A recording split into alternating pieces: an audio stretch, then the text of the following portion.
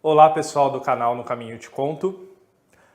Hoje eu queria falar com vocês sobre um assunto muito espinhoso para algumas pessoas, que causa algumas frustrações e que não deveria ser tão problemático, que é o se expressar em outros idiomas, falar inglês, principalmente, acho que é a língua que mais causa medo em algumas pessoas, mas também o espanhol, também o italiano, também o francês.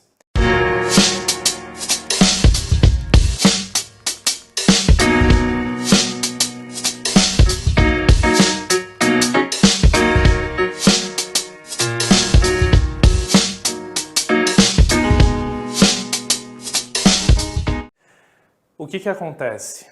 As pessoas me procuram e falam: Fernão, eu sei escrever, eu consigo ler e interpretar o texto, eu assisto uma série na Netflix, eu assisto uma série na Amazon, em qualquer lugar, e eu entendo o que os atores estão falando. Se eu encontro uma pessoa na rua e às vezes estou participando de uma conversa, eu entendo tudo o que está sendo dito, mas eu não consigo falar.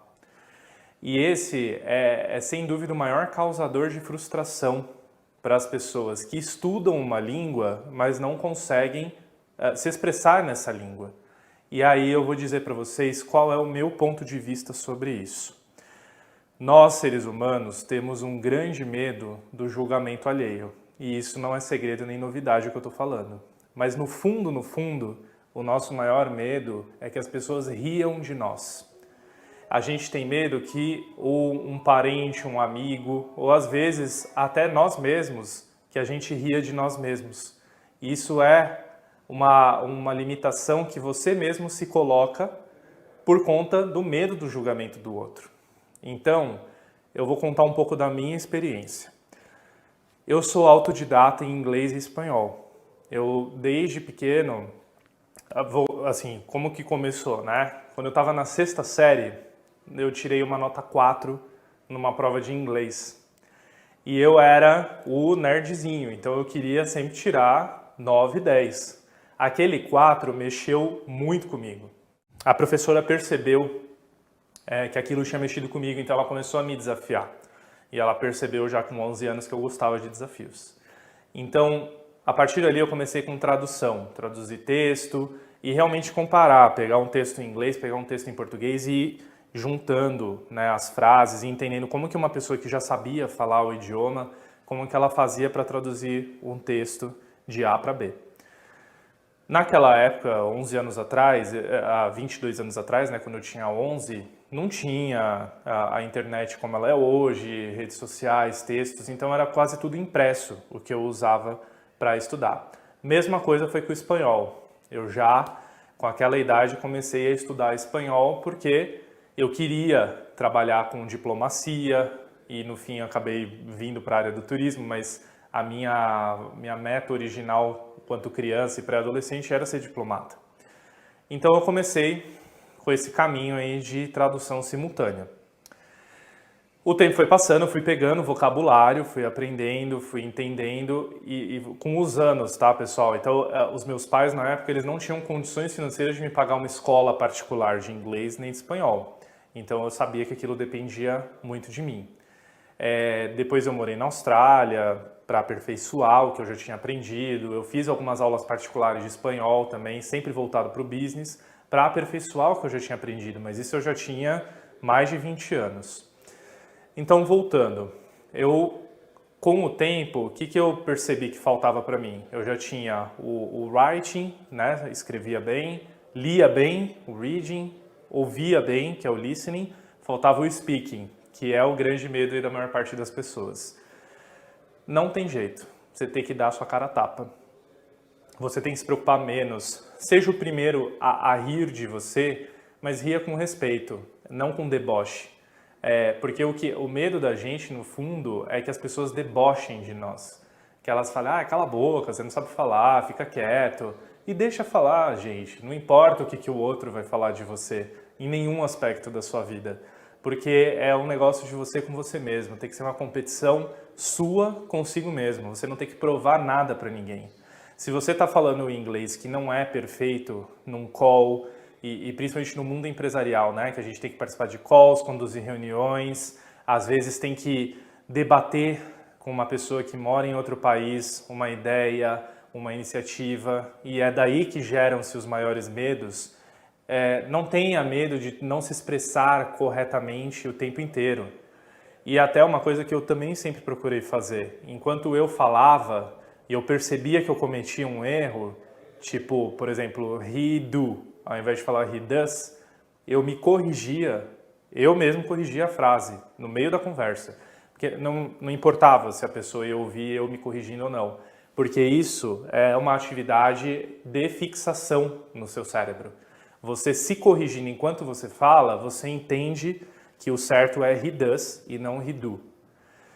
Então, o que eu quero deixar aqui de principal recado para vocês eu já dei aula de inglês particular, não era meu foco, mas alguns amigos me pediram e eu acabei fazendo porque ensinar nos ajuda a aprender e muito, mais de 90% de fixação de conteúdo quando você ensina uma pessoa.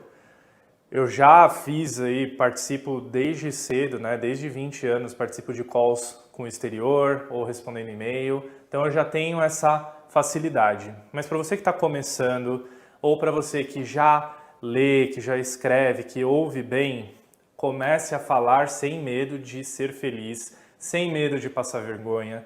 Os gringos, eles não vão rir de você. A gente tem essa... Quem vai rir de você provavelmente é o outro brasileiro. Os gringos, os estrangeiros, eles são muito compreensivos, eles são muito tolerantes e eles, pelo contrário, eles valorizam o fato de que você está tentando falar e se comunicar com eles, porque eles não sabem falar português.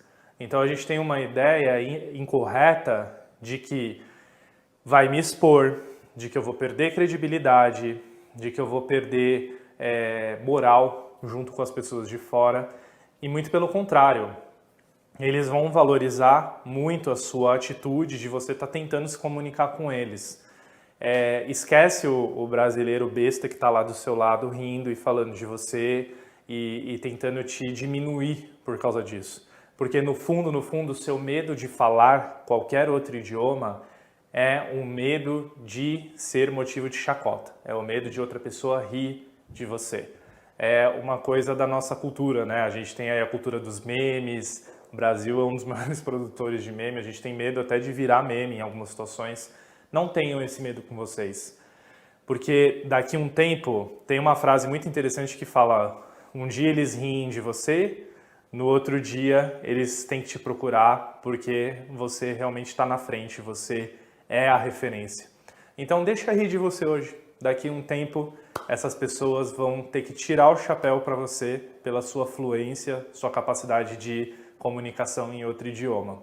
Essa é a minha dica para vocês. E até terapia.